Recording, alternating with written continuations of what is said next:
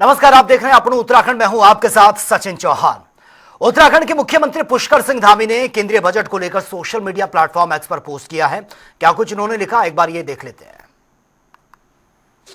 X पर post किया, मध्यम वर्ग के लिए बड़ी सौगात, आदरणीय प्रधानमंत्री नरेंद्र मोदी के दूरदर्शी और सशक्त नेतृत्व में केंद्रीय बजट 2025 और 26 इसके तहत मध्यम वर्ग की बड़ी राहत देते हुए 12 लाख रुपए की आय को कर मुक्त करने का महत्वपूर्ण डिसीजन लिया गया। साथ ही उन्होंने आगे यह पोस्ट किया कि निश्चित तौर पर इस जन कल्याणकारी निर्णय के मध्यम वर्ग सहित देश का जन जन लाभान्वित होगा, उसको फायदा मिलेगा और ये जो फैसला है न केवल आर्थिक विकास को प्रोत्साहित करेगा बल्कि इसके साथ साथ ये लोगों की जीवन शैली में भी सकारात्मक बदलाव लाने का काम करेगा। वित्त मंत्री निर्मला सीतारमण संसद में आज केंद्रीय बजट उन्होंने पेश किया है और जिस पर आम लोगों और व्यापारियों की मिलीजुली प्रतिक्रियाएं भी सामने आ रही हैं। बात करें धर्मनगरी हरिद्वार की तो वहां के व्यापारी भी केंद्रीय बजट में 12 लाख तक की आय जो है वो टैक्स फ्री करने पर सरकार की जमकर तारीफ कर रहे हैं। एक बार ये रिपोर्ट देख लेते हैं। केंद्रीय वित्त मंत्री निर्मला सीतारमण ने आज बजट जारी किया है। हमारे साथ हरिद्वार से आम जन जो है वो हमारे साथ मौजूद, हमसे बातचीत करेंगे। सर, आज बजट जारी कर दिया है वित्त मंत्री ने, किस तरह से देखते हैं ये बजट आम जनता के लिए किस तरह से लाभकारी होगा? तो देखिए, जिसको आम जनता बोलते हैं इसके लिए अलग अलग डेफिनेशन हो सकती हैं, अलग अलग परिभाषाएं हो सकती हैं, लेकिन मैं आम आदमी उसको कहता हूँ जो गरीबी की रेखा से नीचे का आदमी है, जो रोज़ कमाने खाने वाला है। उसके लिए इस बजट में कोई प्रावधान मुझे नज़र नहीं आता। लेकिन जो 12 लाख का इनकम टैक्स का जो स्लैब इन्होंने दिया है वो मध्य वर्ग की जनता के लिए लाभकारी सिद्ध होगा, इसमें कोई दो राय नहीं है। किसान के लिए 3 लाख से बढ़ा करके क्रेडिट कार्ड की जो लिमिट है वो 5 लाख कर दी गई है, वो भी लाभकारी सिद्ध होगी। और इसके अलावा जो उद्यमी महिलाएं हैं उनके लिए टर्म लोन की जो व्यवस्था की है 2 करोड़ की, उसमें अलग अलग स्लैब है उसके भी, तो वो भी महिलाओं के लिए काफ़ी लाभकारी होगा। जो काम करने वाली महिला हैं, जो उद्यमी महिला हैं, उनको बहुत इसमें लाभ मिलेगा टर्म लोन से। और इसके अलावा जो इलेक्ट्रॉनिक उत्पाद हैं उनमें गाड़ी भी है, स्कूटी है, कार है, टीवी है, फ्रिज है, ये इस तरह की जो इलेक्ट्रॉनिक आइटम है उनको सस्ता किया गया, उन पर दाम घटाए गए हैं। लेकिन उसको 100% आम जनता के लिए नहीं माना जा सकता, क्योंकि कुछ लोग ऐसे हैं जो छोटे छोटे मकानों में रहते हैं, छोटी छोटी वस्तुएं, हालांकि आजकल टीवी सबकी आवश्यकता है, मोबाइल सबकी आवश्यकता है। इन सारी चीज़ों को देखा जाए तो सबको कुछ ना कुछ लाभ इससे मिला है। और देश में जो योजनाएं अब लाई जा रही हैं, जिनके बारे में कहा गया है, उनसे विकास की गति तीव्र होगी और देश की अर्थव्यवस्था भी मजबूत होगी। तो कुल मिलाकर इस बजट को लाभकारी बजट कहा जा सकता है। बिल्कुल लाभकारी बजट कहा सकता हूँ। साथ और मौजूद है। सर, आप किस तरह से देखते हैं आज के बजट को लेकर? देखिए, प्रधानमंत्री ने तो बहुत कुछ कहा था उस आशा से, तो मैं जैसे अभी भाई का सुन रहा था कि मेरे रसोई से अगर शुरू होता तो वो रसोई से तो अब बजट शुरू नहीं हो रहा है। लेकिन मुझे सबसे ज़्यादा इसमें जो खतरनाक सीन है वो है FDI, कि 100% FDI आप कर रहे हैं, तो और 100% जो विदेशी निवेश यहाँ पर हम पहले ही जो ये जो आ रहे हैं, जो मॉल बन रहे हैं, वो मॉल हमारे जो छोटे मोटे कारोबारी लोग हैं, जो फड़ पे हमारे यहाँ जो सबसे पूरा देश तो फड़ पे व्यापार करता है, छोटी मोटी दुकान पे व्यापार करता है, वो उसको आप बंद करने जा रहे हैं। वो जब एक ही मॉल में अब लोग उसको हल्दी तेल लेने भी वो मॉल में घुस जाता है। और इसी तरीके से अगर आप वो FDI में कर रहे हैं, इंश्योरेंस में भी कर रहे हैं, तो उसका भी निजीकरण कर रहे हैं, तो ये एक तरह से ये देश के लिए सबसे हानिकारक है। आपने 12 लाख स्लैब की बात की है छूट में, जो सर्विस पेशे वाले लोग हैं, ये अगर ये अच्छा हो सकता है कि अगर आप ये क्लियर करें कि वो जो टैक्स स्लैब है हमारा यही रहेगा, उसके अंतर्गत अगर 12 लाख की आप छूट दे रहे हैं तो वो स्वागत योग्य है। लेकिन मुझे नहीं लगता है कि वो नया टैक्स स्लैब आएगा। और चूंकि आपने 8वां पे कमीशन का भी घोषणा कर दी है नौकरी पेशा लोगों के लिए, और इससे पहले आपने 12 लाख ये कर दिया है, तो आप ये पहले ही संकेत दे रहे हैं कि नया टैक्स स्लैब आ रहा है, क्योंकि आपने पे कमीशन बना के बात कर दी है, घोषणा कर दी है। तो इसलिए इस कुछ नहीं आएगा। सबसे ज़्यादा कमर तोड़ दी है मिडिल क्लास की। मिडिल क्लास हर जगह पे, वो कोई ऐसे चीज़ नहीं है कि जिस पे वो टैक्स नहीं देता है। हर हमारे यहाँ जो सड़क पे जो मोची है, जूता गांठने वाला है, वो भी टैक्स देता है, वो धागा लेता है, उसको कोई छूट नहीं है। आप इसमें जो जीएसटी आप लगा रहा है, उसमें समान हम कर ढांचा समान करेंगे। आपने एक स्लैब और बढ़ा दिया, पहले 4 थे 5 कर दिए, तो क्या छूट देते हैं? और उसको आप ब्रांडिंग इस ढंग से करें कि बहुत क्रांति हमने कर ली।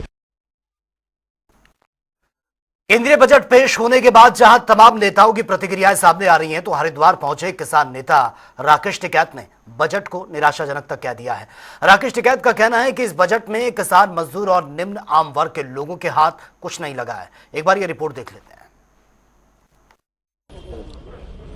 केंद्रीय वित्त मंत्री निर्मला सीतारमण ने आज बजट पेश किया। हमारे साथ मौजूद है किसान नेता राकेश टिकैत, हम उनसे बातचीत करेंगे। सर, आज जो बजट पेश हुआ, किस तरह से आप देखते हैं आम नागरिक के लिए? देखो, बजट में ज्यादा नहीं है कुछ। कर्जा बढ़ना बजट को अच्छा नहीं कहा जा सकता। कर्जे बढ़ाने की जरूर बात हुई। कौन सी फैसिलिटी देंगे सरकार, उस पर कितना सब्सिडी देगी, अगर वो बात करे सरकार सब्सिडाइज कर रही है तो हम मान सकते हैं कि ठीक हुआ। क्या पुराना कर्जा माफ हुआ? क्या बिजली जो आम लोगों की जरूरत की चीज है, क्या उसमें सीधा लाभ आम लोगों को मिल रहा? वो नहीं मिल रहा है। क्या जो मेडिकल फैसिलिटी है वो सब लोगों को मिल रही? क्या एजुकेशन की हम बात करें, उसमें सब लोगों को राइट टू एजुकेशन के तहत उसको काम मिला हुआ है, उसको छूट मिल रही? तो इन चीजों पे कुछ नहीं मिला। सिर्फ कर्जा बढ़ाने से बजट अच्छा नहीं हो सकता। किसानों का किस तरह का लाभ इस बार देख रहे हैं इस बजट में? इसमें कुछ लाभ नहीं। किसानों को तो फसल, अब उसके खेत में फसल ठीक होगी और उसका रेट ठीक मिलेगा तो उसको लाभ होगा। बजट से कोई लाभ किसानों को नहीं है। कुल मिलाकर ये बजट भी मिला जुला कहने ऐसा ही मिला जुला है, क्योंकि इनकी तो प्लान ही है, ये उद्योगपतियों की सरकार है, पूंजीवाद देश में हावी है। क्या उन्होंने बजट में लेकर आए कि 10 साल पुराना ट्रैक्टर हम आधे रेट में उसको सब्सिडी देंगे, नया ट्रैक्टर खरीद लो? 10 साल में एक ट्रैक्टर खत्म हो जाएगा। डीजल का वाहन, डीजल का पंपिंग सेट, डीजल का जनरेटर, क्या उसमें कुछ लेकर आए जो एनजीटी का कानून है? तो किसान तो धीरे धीरे बर्बादी की कगार पर जा रहा है। उसकी फसलों की कीमतें कम हैं और जमीन के रेट ज्यादा है, तो जमीन बेच के अपना गुजारा कर रहा है। अब कुल मिलाकर के ये बजट भी निराशाजनक है हम लोगों के साथ, बिल्कुल निराशक है। उससे निराशा हुई, इस बजट से भी जो उम्मीद थी वो पूरी नहीं हुई। बिल्कुल। ये था हमारे साथ किसान नेता राकेश टिकैत, जिनका साफ तौर पर कहना का है कि इस बार भी ये बजट निराशाजनक है और कहीं ना कहीं आम जनता के लिए जो फायदा मिलना चाहिए था वो भी कहीं ना कहीं इस बजट में मिलता हुआ नजर नहीं आ रहा है। कैमरा पर्सन के साथ मैं विकास खरे, जनता टीवी, हरिद्वार। चलिए खबरों में आगे बढ़ते हैं। प्रदेश में यूसीसी लागू हो चुका है। एक तरफ जहां प्रदेश सरकार यूसीसी लागू करके अपनी पीठ को थपथपा रही है, तो दूसरी ओर विपक्ष की ओर से लगातार यूसीसी पर सवाल उठाए जा रहे हैं। दरअसल कांग्रेस के विधायक जो हैं प्रीतम सिंह, उनका बयान सामने आया जिसमें उन्होंने कहा कि यूसीसी राज्य का नहीं बल्कि देश का विषय है। अभी प्रधानमंत्री ने प्रदेश में आकर मुख्यमंत्री की पीठ थपथपाने का जो काम किया, लेकिन यूसीसी संवैधानिक संस्थाओं के पूरी तरह से विपरीत है। देखिए, यूसीसी कोई राज्य का विषय नहीं है। यूसीसी जो है देश का विषय था और इस पर जो है प्रधानमंत्री जी भी आकर के प्रदेश के मुख्यमंत्री की पीठ थपथपाने का काम करते हैं। लेकिन ये यूसीसी कैसा यूसीसी है जो उत्तराखंड राज्य के अंदर लागू हुआ, उत्तराखंड राज्य के बाहर जो है वो जो है निष्प्रभावी हो जाएगा? तो ऐसा यूसीसी संवैधानिक जो व्यवस्था है उसके विपरीत है। और ये तो बिल्कुल ऐसा यूसीसी है, सरकार ने कहते हैं ना अपनी पीठ थपथपाने के लिए, जैसा मदारी का भी कोई खेल दिखाता है तो उस समय लोग जो है दर्शक बड़ी उत्सुकता के साथ देखने का काम करते हैं, और जैसे ही खेल खत्म होता है फिर वो ढाक के 3 पात। इस यूसीसी का कोई औचित्य नहीं है। धामी सरकार चारधाम यात्रा की तर्ज पर शीतकालीन यात्रा को बढ़ावा देने जा रही है। एक और जहां खुद प्रधानमंत्री नरेंद्र मोदी की ओर से शीतकालीन यात्रा को बढ़ावा दिया जा रहा है, तो दूसरी ओर विपक्ष लगातार शीतकालीन यात्रा को लेकर बीजेपी पर हमलावर है। विपक्ष का कहना है कि सरकार को गरीब जनता की ओर ध्यान देना चाहिए।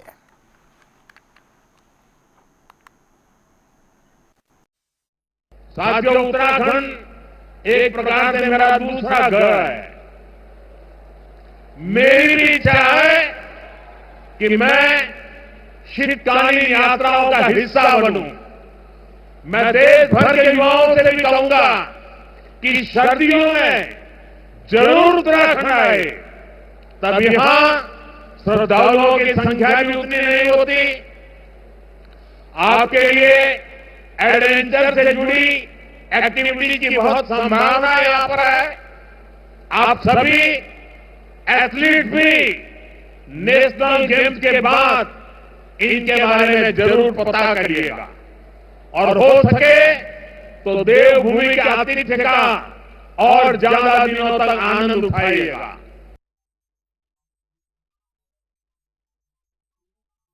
देखिए, कल एक पोस्ट में पढ़ रहा था, पौड़ी के निवासियों की तरफ से आई है।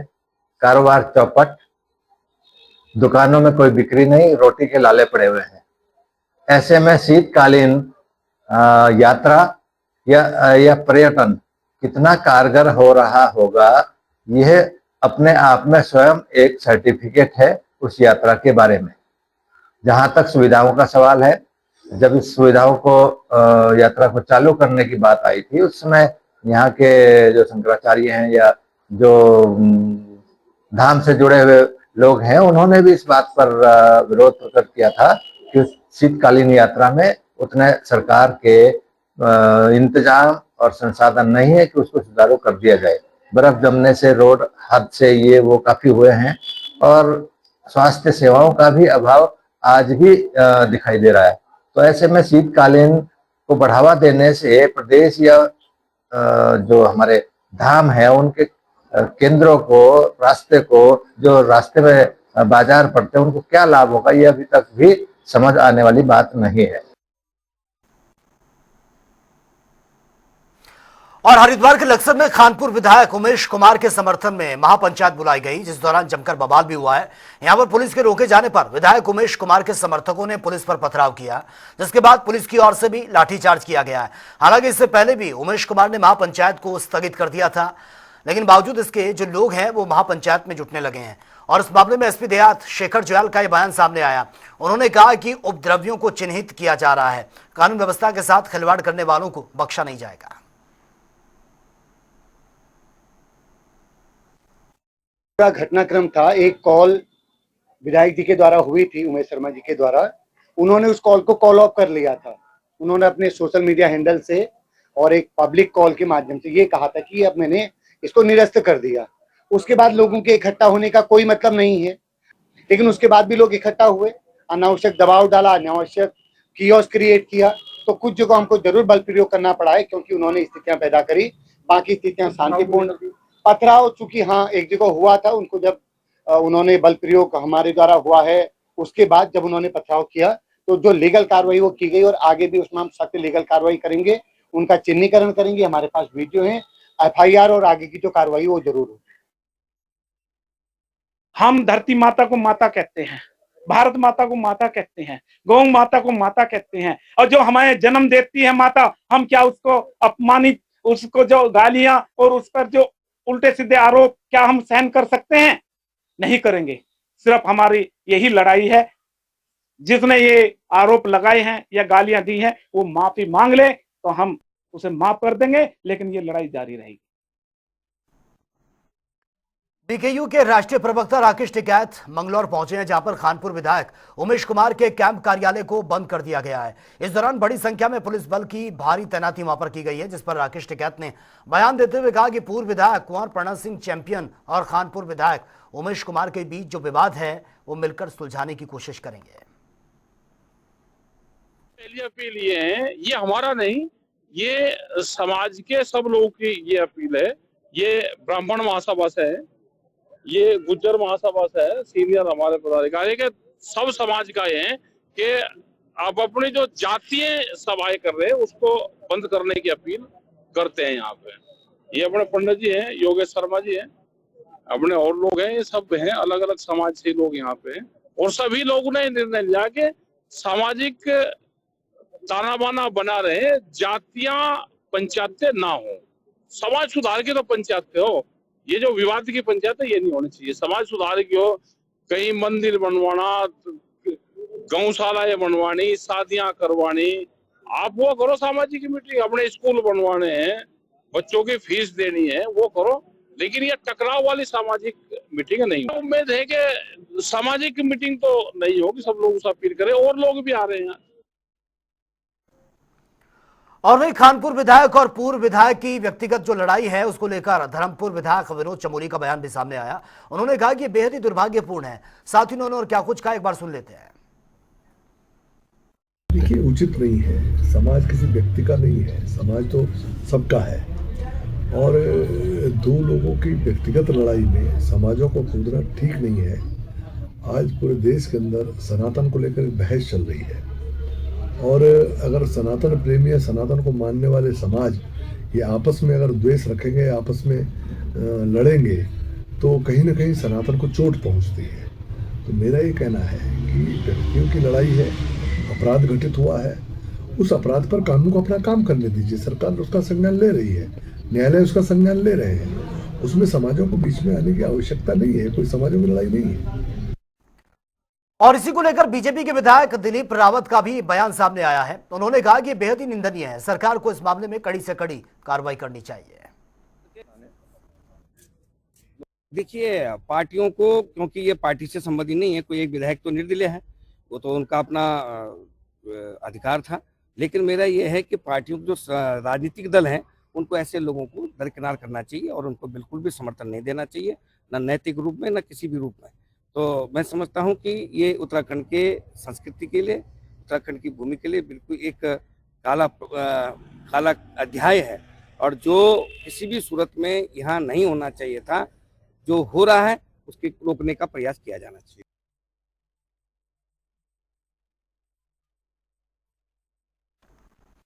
और उत्तराखंड के सभी मेडिकल कॉलेजों में मरीजों से एक समान यूजर चार्ज लिया जाएगा। और इसकी जानकारी देते हुए प्रदेश के स्वास्थ्य महानिदेशक डॉक्टर सुनीता टम्टा ने यह बताया है, सभी मेडिकल कॉलेजेस में मरीजों से एक ही समान यूजर चार्ज ये लिया जाएगा। और इसी के तहत साथ ही ओपीडी और आईपीडी ही वार्ड चार्ज समेत एम्बुलेंस के लिए भी जो यूजर चार्ज है वो भी एक समान ही होगा। उन्होंने ये भी कहा कि नए आदेशों के बाद अभी सभी मेडिकल कॉलेजेस से जुड़े हॉस्पिटल्स में ओपीडी पंजीकरण का जो शुल्क है वो 20 रुपये रहेगा, जबकि भर्ती के लिए आईपीडी पंजीकरण जो शुल्क है वो 50 रुपये किया गया है।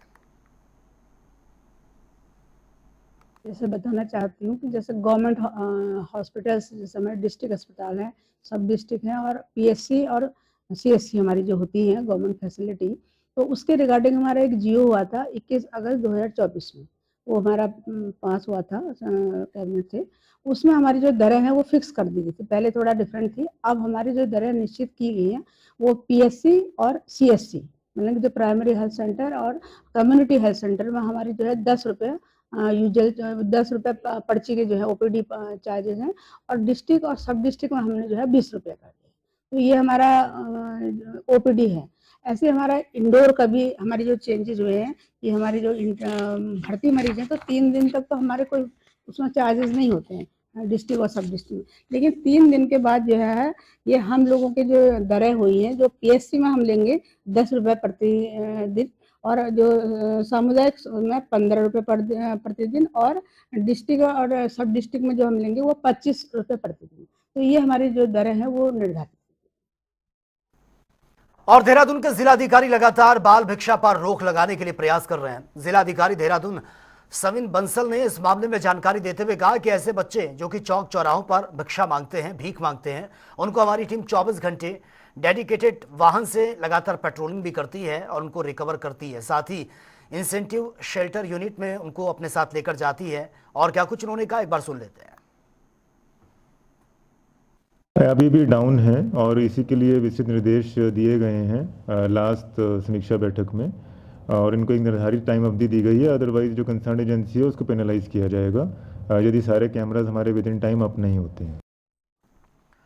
और वहीं परिवहन विभाग की ओर से सड़क सुरक्षा माह की शुरुआत हो गई है। कार्यक्रम में राज्यसभा सांसद नरेश बंसल ने सड़क सुरक्षा जागरूकता रैली को फ्लैग ऑफ दिखाकर रवाना किया है और इसके बाद जानकारी उन्होंने दी है। राज्यसभा सांसद जो है नरेश बंसल, उन्होंने कहा कि बढ़ती दुर्घटनाओं पर अंकुश लगाने के लिए परिवहन विभाग का यह कार्यक्रम काफी सराहनीय है।